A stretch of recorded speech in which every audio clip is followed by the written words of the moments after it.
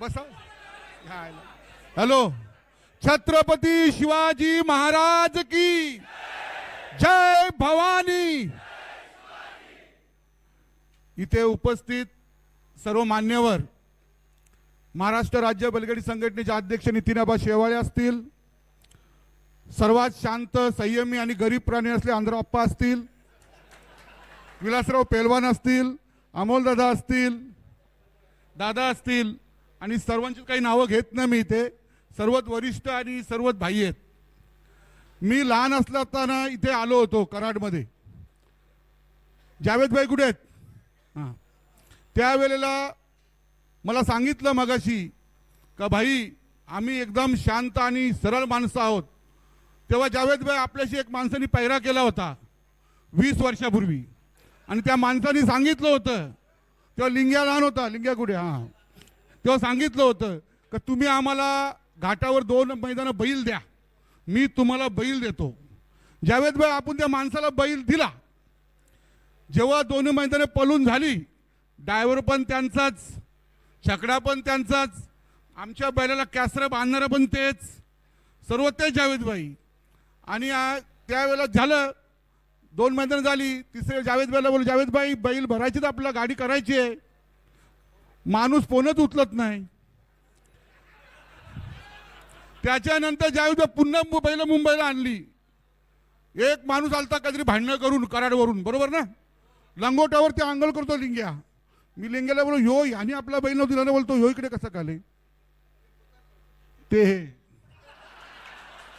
म्हणून माईकवरती कितीतरी सांगितलं, दादा कुठे गेले, का मी किती शांत आहे, संयमी आहे. काय वाघांना माहीत असतं वाघाची चाल, वाघ कसा असतो ते.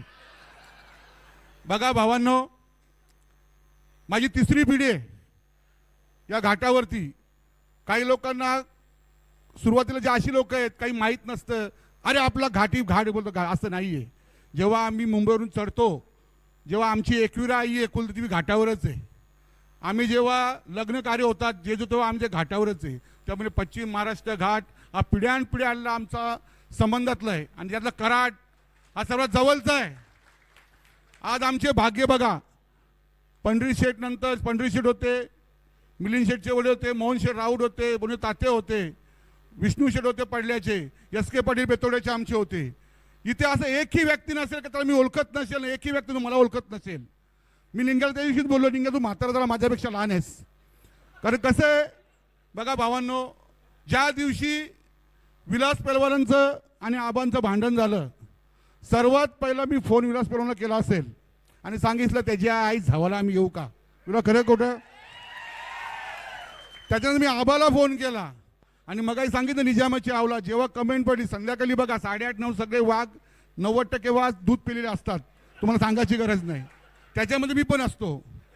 पण तुम्ही मला बघितलं असेल, अखिल भारतीय बैलगाडी संघटना नारायणगड पालघर आणि अखिल भारतीय संघटना महाराष्ट्र राज्य हे भाऊ भाऊ होतात. एक भाऊ खालती राहतो, एक भाऊ घाटावर राहतो.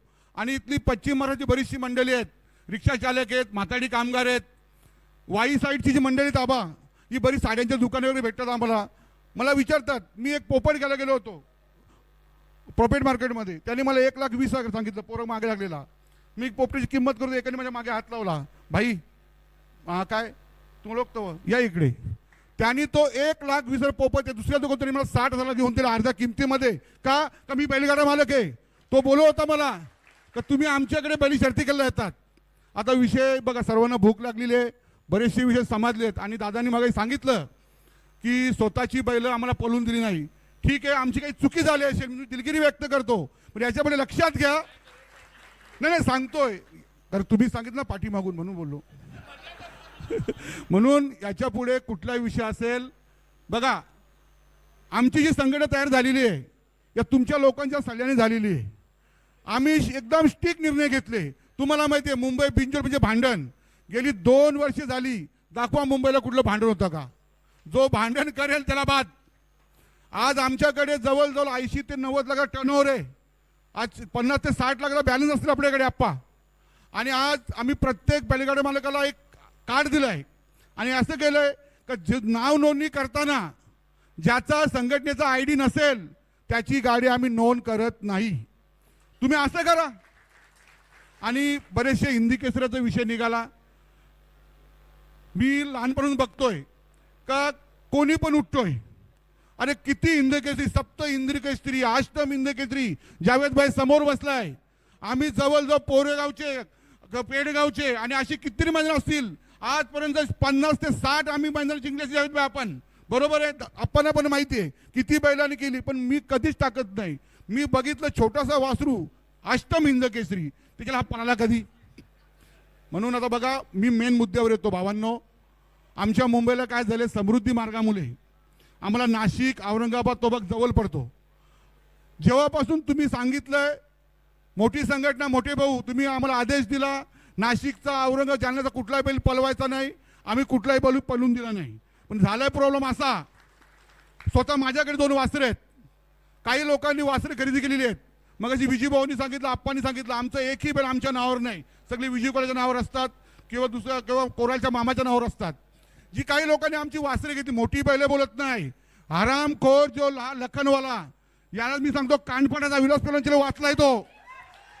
त्यांच्या मैदानामध्ये तो मला एकदा बोललेला, इकडची लोक काय अशी, त्याला सांगितलं भिकारचोट, इकडे सांगत नाही, एक शेतव्यक्तीनं तुला आई बाबासाठी विकत घेतील, रोड टोच जमिनी जात आमच्या. बरोबर ना बोललो त्याला मी. तो झाला. मी ज्या वेळेचा पैरा करायचो, स्वतः विलासला पण सांगितलं मी, विलास तुझा अर्जुन नावावर रुपयाला या लोकांमुळे आलाय, या पश्चिम महाराष्ट्रामुळे आलाय, त्यामुळे याचं खाल्लंय ना त्याचे गुणगा मरेपर्यंत पळणं लक्षात ठेव. त्याला फोनवर सांगितलं. बरोबर ना विजू? त्यांनी मला फोन पण केला, भाई तुम्ही असे कसे बोलता. बरं असं नाही, अरे ज्या लोकांच्या मुळे आपलं नाव झालंय, आपल्या गावाचं नाव झालं, आपल्या बैलाचं नाव झालं, ती जाण ठेवली पाहिजे. म्हणून तुम्हाला एकच विनंती आहे, ही वरिष्ठ कमिटी तुमची असेल, तुमचा युवा मंच असेल का, आमच्याकडे काही लोकांनी वासरे घेतलेली आहेत, आदत वासरे, ही मोठी चोर चामटे नाही, की जी लोक आहेत ना, जी बैल आता लोकांकडे आलेली आहेत, माझी पण आलेली वासरे आहेत, याचा काही निर्णय घ्या. आम्ही तुम्हाला 1 नंबरची मोठी बैल सांगत नाहीयेत, जी घेतलेली वासरे तीच तुम्ही सांगा कसं करायचं, काय करायचं, तुम्ही सांगाल ते ऐकू आम्ही. कारण कसं होतं, जेवढी बिंजोरची आमच्या शर्ती होतात मुंबईला, एका आठवड्यामध्ये बुधवारी शुक्रवारी 4-4 मैदानं होतात. काय होतं, छोट्या छोट्या बैलांच्या शर्ती व्हायच्या बंद झाल्यात. तुमच्याकडे जे बिंजोरच्या मैदानं होतात ती पण मैदानं बंद होत आली आहेत. त्यामुळे तुम्ही काहीतरी मार्ग काढावा, यासाठी आम्ही आलेलो इथे. बघा, तुम्ही एक विचार घ्या आणि आम्हाला सांगा. तुम्ही जर जे सांगाल ते आम्ही मान्य करू. असं नाही, आबांचा आणि विलासचा जो अपमान झालाय, यो मरेपर्यंत आम्ही कधीच सहन करणार नाही. सगळे विसरतील, मुंबईकर विसरणार नाही. पुढच्या वर्षी पण ही बैल आमच्या मुंबईला कधीच पळणार नाही. तुला गावी देतो. माझी सर्व कमिटी आहे आणि आम्ही आहे. फक्त एवढंच आहे का आम्ही गोरगरीब हे छोटे मोठे बैलगाडे मालक आहेत, हे पळू शकत नाही. असं जरा बघा, माझ्याबद्दल बोलत नाही आहे, कारण आबांनी मी एकत्र गाड्या घेतल्यात, त्यामुळे आम्ही गोरगरीब ना, म्हणजे खरोखर तुम्ही पण वासरे घेतली आहेत. बऱ्याच जणांचा विषय तुम्ही जरा सर्वांनी जर मांडला तर बरं होईल. सर्वांची तोंड जरा खाली पडलेली, जेवायची वेळ झालेली आहे. मी जास्त काही बोलत नाही. जय हिंद, जय महाराष्ट्र.